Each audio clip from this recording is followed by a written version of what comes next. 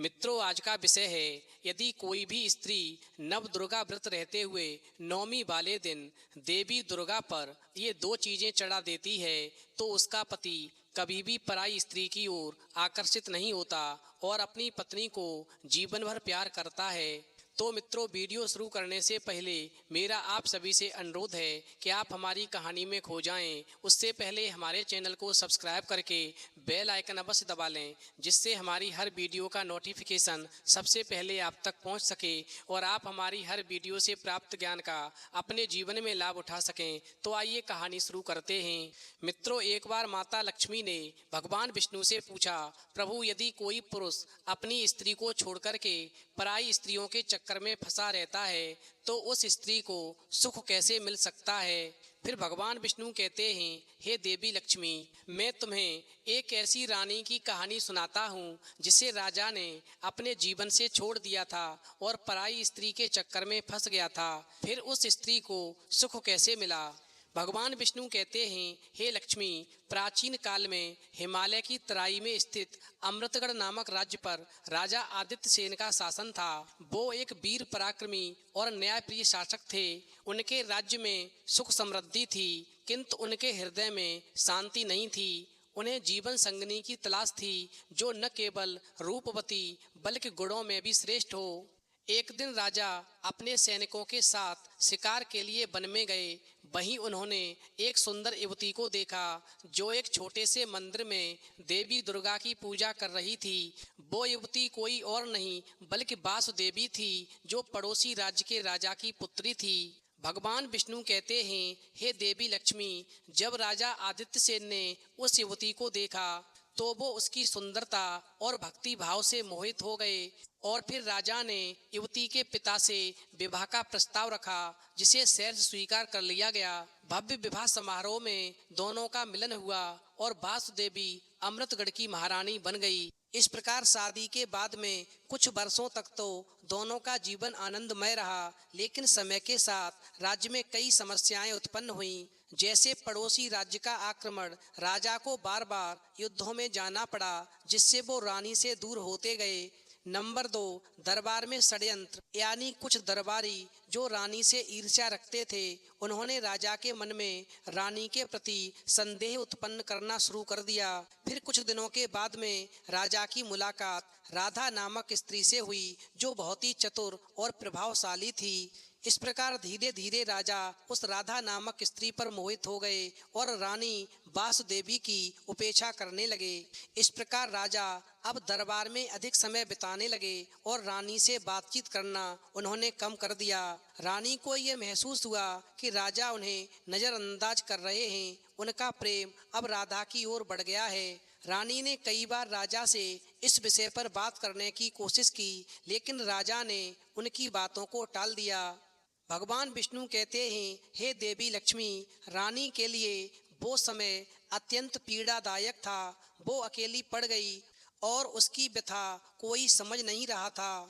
एक दिन दुखी और व्यथित होकर रानी एक घने जंगल की ओर चली गई।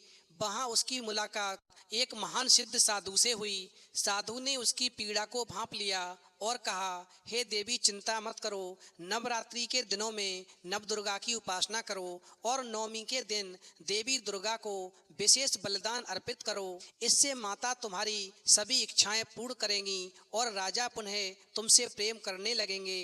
अब मैं तुम्हें दो चीज़ों के बारे में बताता हूँ। जो भी स्त्री नवमी वाले दिन इन दो चीज़ों को देवी दुर्गा पर अर्पित करती है, उसका पति पराई स्त्री की तरफ कभी आकर्षित नहीं होता, पराई स्त्री को कभी गलत नज़र से नहीं देखता। वो किसी से प्यार करता है तो उसे छोड़ देता है। भगवान विष्णु कहते हैं, हे देवी लक्ष्मी, साधु ने दो विशेष वस्तुएं बताईं जो बहुत कम लोग जानते थे, और ये दो वस्तुएं वो हैं, यदि देवी पर चढ़ाया जाए तो देवी तुरंत ही प्रसन्न हो जाती हैं।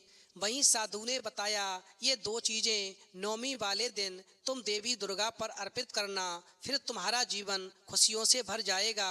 नंबर 1, सिंदूर मिश्रित बेलपत्र, यानी देवी दुर्गा को लाल सिंदूर में डूबा हुआ बेलपत्र चढ़ाने से वो तुरंत प्रसन्न होती हैं और यह प्रेम और सौभाग्य का प्रतीक है। नंबर 2, चांदी का कमल, यानी चांदी से निर्मित कमल का फूल माँ दुर्गा को अर्पित करने से वैवाहिक जीवन में प्रेम और सामंजस्य बना रहता है।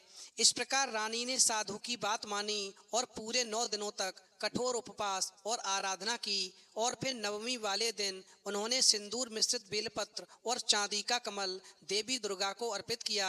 इस प्रकार देवी प्रसन्न हुई और प्रकट होकर बोली, हे वासुदेवी, तुम्हारी भक्ति और प्रेम अडिग है। अब राजा आदित्य सेन के मन में मोह और भ्रम दूर होगा और वो पुनः तुम्हारी ओर आकर्षित होंगे, वो पराई स्त्री को छोड़ देंगे। भगवान विष्णु कहते हैं, हे देवी लक्ष्मी, इस प्रकार रानी ने जब नवदुर्गा व्रत रखा और देवी दुर्गा पर सिंदूर मिश्रित बेलपत्र और चांदी का कमल चढ़ाया, ठीक उसी समय राजा आदित्य सेन के मन में एक अजीब हलचल हुई। उन्हें अचानक अपनी रानी की याद आई और उन्होंने महसूस किया कि उन्होंने कितनी बड़ी भूल की है।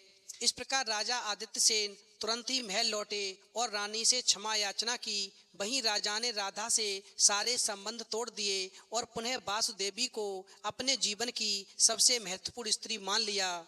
तो मित्रों, ये कथा हमें ये सिखाती है कि प्रेम में धैर्य और भक्ति का बड़ा महत्व है। कभी कभी भ्रम और मोह हमें अपनों से दूर कर देता है, लेकिन सच्ची श्रद्धा और भक्ति से हम अपने रिश्तों को पुनः जोड़ सकते हैं। देवी दुर्गा की पूजा और नवरात्रि व्रत से वैवाहिक जीवन में प्रेम और समर्पण बना रहता है। तो मित्रों, जिस स्त्री का भी पति पराई स्त्री के चक्कर में पड़ा रहता है, वो इस कहानी में बताई गई 2 चीज़ें नवमी वाले दिन देवी दुर्गा को जरूर अर्पित करें और अपने जीवन में खुशियां भरें। तो मित्रों, यदि आपको ये कहानी पसंद आई हो तो प्लीज़ आप हमारे चैनल को सब्सक्राइब करें और माता देवी दुर्गा के लिए एक लाइक करना बिल्कुल न भूलें। लेकिन सच्ची श्रद्धा और भक्ति से हम अपने रिश्तों को पुनः जोड़ सकते हैं। देवी दुर्गा की पूजा और नवरात्रि व्रत से वैवाहिक जीवन में प्रेम और समर्पण बना रहता है। तो मित्रों, जिस स्त्री का भी पति पराई स्त्री के चक्कर में पड़ा रहता है, वो इस कहानी में बताई गई 2 चीज़ें नवमी वाले दिन देवी दुर्गा को जरूर अर्पित करें और अपने जीवन में खुशियां भरें। तो मित्रों, यदि आपको ये कहानी पसंद आई हो तो प्लीज़ आप हमारे चैनल को सब्सक्राइब करें और माता देवी दुर्गा के लिए एक लाइक करना बिल्कुल न भूलें। तो मित्रों, यदि आपको ये कहानी पसंद आई हो तो प्लीज़ आप हमारे चैनल को सब्सक्राइब करें और माता देवी दुर्गा के लिए एक लाइक करना बिल्कुल न भूलें।